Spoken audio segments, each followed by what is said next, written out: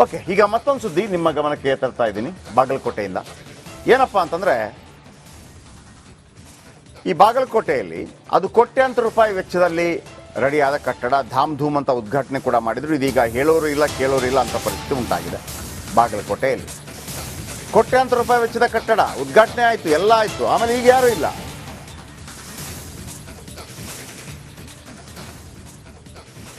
ನೋಡಿ, ಅದು ಸಿದ್ದರಾಮಯ್ಯ ಸಿಎಂ ಆಗಿದ್ದಾಗ ಉದ್ಘಾಟನೆ ಆಯಿತು. ಅದು ಕೂಡ ಕೋಟಿ ಕೋಟಿ ವೆಚ್ಚದಲ್ಲಿ ಉದ್ಘಾಟನೆ ಕೂಡ ಆಯಿತು. ಆಮೇಲೆ ಏನಾಗಿದೆ, ಅದರ ಬಗ್ಗೆ ಕೇರ್ ತಗೊಳ್ಳೋರು ಯಾರೂ ಇಲ್ಲ. ಇವತ್ತು ಸೂಪರ್ 3 ಅದನ್ನು ಭಾಳ ದೊಡ್ಡ ಮಟ್ಟದಲ್ಲಿ ತಗೊಳ್ತಾ ಇದೆ. ಏನಿರ್ಬೋದು ಆ ಸ್ಟೋರಿ, ಯಾವ ಕಟ್ಟಡ ಇರ್ಬೋದು, ಯಾವಾಗ ರೆಡಿಯಾಗಿ ಉದ್ಘಾಟನೆ ಆಗಿರ್ಬೋದು, ಯಾಕೆ ಪ್ರಾಬ್ಲಮ್ ಈಗ ಬರ್ತಾ ಇದೆ, ಬನ್ನಿ ನೋಡೋಣ.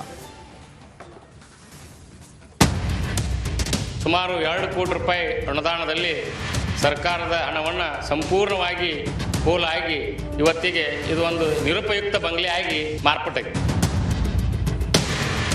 ಒಳಗೆ ಏನು ನೋಡಂಗಿಲ್ಲ, ತಗ್ಗು ಬಿದ್ದವು, ಸಾಕಷ್ಟು ಕಂಟಿ ಬೆಳೆದವು, ಇಲ್ಲೇ ಅವು ವ್ಯವಹಾರಗಳು ನಡೀತಾವೆ, ಸಾಕಷ್ಟು ಸೆರೆ ಕುಡಿದು ಬಾಟ್ಲಿ ಗಿಡ್ಲಿ ಬಿದ್ದವು. ಎಸ್, ಕೇಳಿದ್ರಲ್ಲ, ಕಿಟಕಿ ಗಾಜುಗಳು ಬೇಸ್, ಗೋಡೆಗಳು ಸೇಳ್, ಕಿತ್ತು ಬಂದಿರೋ ವಿದ್ಯುತ್ ಉಪಕರಣಗಳು, ಟೈಲ್ಸ್ಗಳು ಒಡೇಸ್, ಒಟ್ಟಿನಲ್ಲಿ ಟೋಟಲಿ ಬಿಲ್ಡಿಂಗ್ಗೆ ಬಾಳು ಬಿದ್ದು ಹೋಗಿದೆ. ಎಲ್ಲೆಂದ್ರಲ್ಲಿ ಬಿದ್ದಿರೋ ಮದ್ಯದ ಬಾಟಲಿ, ಕುಡಿದು ಬಿಸಾಕಿರೋ ಎಣ್ಣೆ ಪೌಚ್, ಕುಡುಕರ ಅಡ್ಡೆಯ ಜೊತೆ ಅನೈತಿಕ ತಾಣವಾಗಿಯೂ ಈ ಪ್ರವಾಸಿ ಮಂದಿರ ಬದಲಾಗಿದೆ. ಅಷ್ಟಕ್ಕೂ ಈ ದೃಶ್ಯ ಕಂಡು ಬಂದಿದ್ದು ಬಾಗಲಕೋಟೆ ಸಮೀಪದ ಶಿರೂರು ಬಳಿ ಇರುವ ಪ್ರವಾಸಿ ಮಂದಿರದಲ್ಲಿ. ಗಣ್ಯರು ತಂಗಲು 2 ಕೋಟಿ ವೆಚ್ಚದಲ್ಲಿ ಕಟ್ಟಡ ನಿರ್ಮಾಣ ಮಾಡಲಾಗಿತ್ತು. ಅದನ್ನ ಸಿಎಂ ಸಿದ್ದರಾಮಯ್ಯ ಅವರು ಧಾಮ್ ಧೂಮ್ ಅಂತ 2018ರಲ್ಲಿ ಉದ್ಘಾಟಿಸಿದ್ರು. ಆಮೇಲೆ ಬಾಗಿಲು ಬಂದ್ ಮಾಡಿದ್ದು ಇಂದಿಗೂ ತೆಗೆಯಲೇ ಇಲ್ಲ. ಹೀಗಾಗಿ ಕಟ್ಟಡ ಸಂಪೂರ್ಣ ಹಾಳಾಗಿ ಹೋಗ್ತಿದೆ. ಇದನ್ನ ಈಗ ಅವ್ರದ ಒಂದು ಇಚ್ಛಾಶಕ್ತಿ ಮುಖಾಂತರ ಇಲ್ಲಿ ಐಬಿ ಕಟ್ಟಿದ್ರು. ಐಬಿ ನಮಗೆ ಅವಶ್ಯನೂ ಇದ್ದಿಲ್ಲ. ಒಂದೇ ಮಾತು, ನಮ್ಮ ಊರಿಗೆ ಹೊಂದ್ಕೊಂಡಿದ್ದಾರೆ, ಕಟ್ಟಿದ್ರೆ ಒಳ್ಳೇದಾಕಿತ್ತು. ಅವಾಗೂ ನಾವು ಗ್ರಾಮ ಪಂಚಾಯತಿ ಮೆಂಬರ್ ಇದ್ದೀವಿ. ಅವಾಗ ಈ ಜಾಗ ಸಹಿತ ನಾವ ಎಲ್ಲರೂ ಇರಲಿ ಆಗತ್ತದೆ, ಒಂದು ಒಳ್ಳೇದಾಗತ್ತೆ ಅನ್ನೋ ಉದ್ದೇಶಕ್ಕೆ ಗ್ರಾಮ ಪಂಚಾಯತಿ ಒಳಗೆ ಇದಕ್ಕೆ ಸಂಬಂಧಪಟ್ಟಂಥ ಉತ್ತಾರ ಗಿಡ ಕೊಟ್ಟು ಬಿಲ್ಡಿಂಗ್ ಆಗಲಿ ಅಂತೇಳಿ ಕೊಟ್ವಿ. ಆದರೆ ಏನಾತಂದ್ರೆ ಇವತ್ತಿಗೂ 2 ಕೋಟಿ ರೂಪಾಯಿದ ಹಣದ 1 ರೂಪಾಯಿನೂ ಜನರಿಗೆ ಉಪಯೋಗ ಆಗಲಿಲ್ಲ. ಇಂಥದ್ದು ಮಾಡಿ ಈಗ ಯಾರಿಗೂ ಉಪಯೋಗ ಇಲ್ಲಾರ್ದಂಗಾಗಿ ಇಲ್ಲಿ ಏನಾಗೈತೆ ಅಂದ್ರೆ ದಿವಸ ಇಲ್ಲಿ ಸಂಜಿಕೆ ಕುಡುಕರು ಹಡಕರು ಇಲ್ಲಿ ಬಂದು ಅನೈತಿಕ ವ್ಯವಹಾರ ನಡೆಯಕತ್ತವು. ಇಲ್ಲಿ ಸಂಚಾರ ಮಾಡೋದು ಸಹಿತ ತೊಂದರೆ ಆಗೈತಿ. ಲೋಕೋಪಯೋಗಿ ಇಲಾಖೆಯಿಂದ ಪ್ರವಾಸಿ ಮಂದಿರ ನಿರ್ಮಾಣ ಆಗಿದೆ. ಉದ್ಘಾಟನೆ ನಂತರ ಒಳಗೆ ಫರ್ನಿಚರ್, ಬೆಡ್ ಸೇರಿದಂತೆ ಎಲ್ಲ ಪೀಠೋಪಕರಣ ಅಳವಡಿಸಬೇಕಿತ್ತು. ಆದರೆ ಅದನ್ನು ಮಾಡದೆ ಹಾಗೆ ಬಿಡಲಾಗಿದೆ. ಹೀಗಾಗಿ ಪ್ರವಾಸಿ ಮಂದಿರ ಅನೈತಿಕ ಚಟುವಟಿಕೆಗಳ ತಾಣವಾಗಿದೆ, ಕುಡುಕರ ಅಡ್ಡೆಯಾಗಿದೆ. ಇಷ್ಟಾದರೂ ಜನಪ್ರತಿನಿಧಿಗಳಾಗಲಿ ಅಧಿಕಾರಿಗಳಾಗಲಿ ಕಂಡು ಕಾಣದಂತೆ ಇದ್ದಾರೆ ಅಂತ ಸ್ಥಳೀಯರು ಆಕ್ರೋಶ ವ್ಯಕ್ತಪಡಿಸಿದ್ದಾರೆ. ಇದಕ್ಕೆ ಇನ್ನಷ್ಟು ಅನುದಾನ ತಂದು ಇದನ್ನ ಸ್ವಲ್ಪ ದುರಸ್ತಿ ಮಾಡಿ ನಮ್ಮ ಶಿರೂರು ಗ್ರಾಮಕ್ಕೆ ಒಂದು ಒಳ್ಳೆಯದನ್ನು ಮಾಡ್ಬೇಕಂತ ಹೇಳಿ ಈ ಮುಖಾಂತರ ನಾವು ಹೇಳಕ್ಕೆ ಇಷ್ಟಪಡ್ತೀವಿ ಶಿರೂರು ಗ್ರಾಮಸ್ಥರಿಂದ.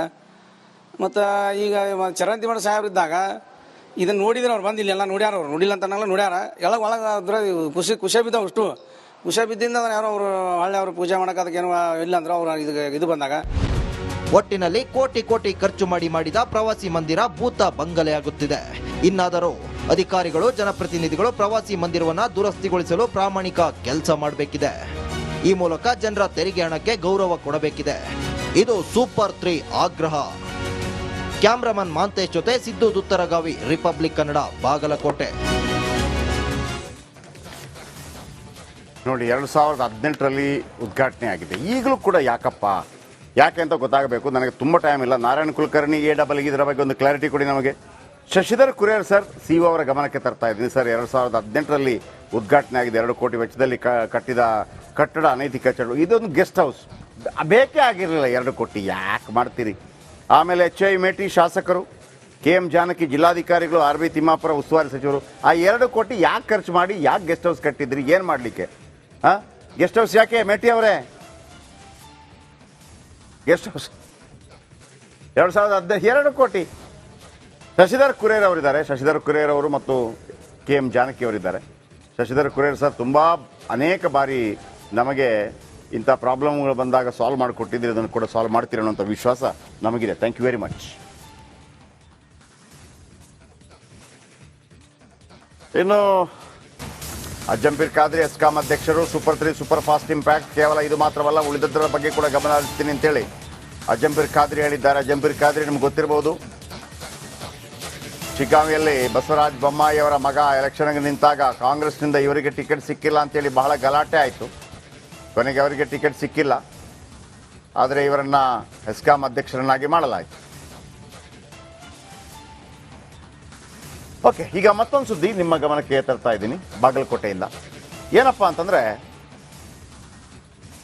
ಈ ಬಾಗಲಕೋಟೆಯಲ್ಲಿ ಅದು ಕೋಟ್ಯಾಂತರ ರೂಪಾಯಿ ವೆಚ್ಚದಲ್ಲಿ ರೆಡಿಯಾದ ಕಟ್ಟಡ ಧಾಮ್ ಧೂಮ್ ಅಂತ ಉದ್ಘಾಟನೆ ಕೂಡ ಮಾಡಿದ್ರು. ಇದೀಗ ಹೇಳೋರು ಇಲ್ಲ ಕೇಳೋರು ಇಲ್ಲ ಅಂತ ಪರಿಸ್ಥಿತಿ ಉಂಟಾಗಿದೆ.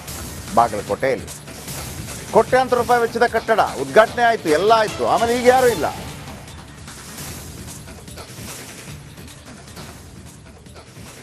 ನೋಡಿ,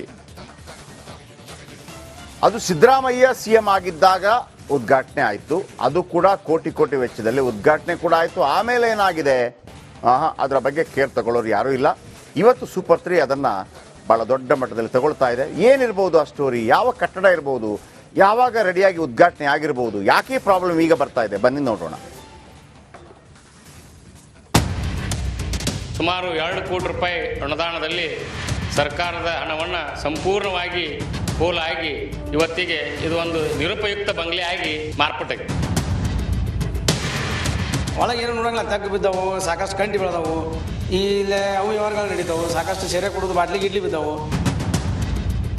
ಎಸ್, ಕೇಳಿದ್ರಲ್ಲ, ಕಿಟಕಿ ಗಾಜುಗಳು ಬೇಸ್ ಬೇಸ್, ಗೋಡೆಗಳು ಸೇಳ್ ಸೇಳ್, ಕಿತ್ತು ಬಂದಿರೋ ವಿದ್ಯುತ್ ಉಪಕರಣಗಳು, ಟೈಲ್ಸ್ಗಳು ಉಡೀಸ್, ಒಟ್ಟಿನಲ್ಲಿ ಟೋಟಲಿ ಬಿಲ್ಡಿಂಗ್ಗೆ ಬಾಳು ಬಿದ್ದು ಹೋಗಿದೆ. ಎಲ್ಲೆಂದ್ರಲ್ಲಿ ಬಿದ್ದಿರೋ ಮದ್ಯದ ಬಾಟಲಿ, ಕುಡಿದು ಬಿಸಾಕಿರೋ ಎಣ್ಣೆ ಪೌಚ್, ಕುಡುಕರ ಅಡ್ಡೆಯ ಜೊತೆ ಅನೈತಿಕ ತಾಣವಾಗಿಯೂ ಈ ಪ್ರವಾಸಿ ಮಂದಿರ ಬದಲಾಗಿದೆ. ಅಷ್ಟಕ್ಕೂ ಈ ದೃಶ್ಯ ಕಂಡು ಬಂದಿದ್ದು ಬಾಗಲಕೋಟೆ ಸಮೀಪದ ಶಿರೂರು ಬಳಿ ಇರುವ ಪ್ರವಾಸಿ ಮಂದಿರದಲ್ಲಿ. ಗಣ್ಯರು ತಂಗಲು 2 ಕೋಟಿ ವೆಚ್ಚದಲ್ಲಿ ಕಟ್ಟಡ ನಿರ್ಮಾಣ ಮಾಡಲಾಗಿತ್ತು.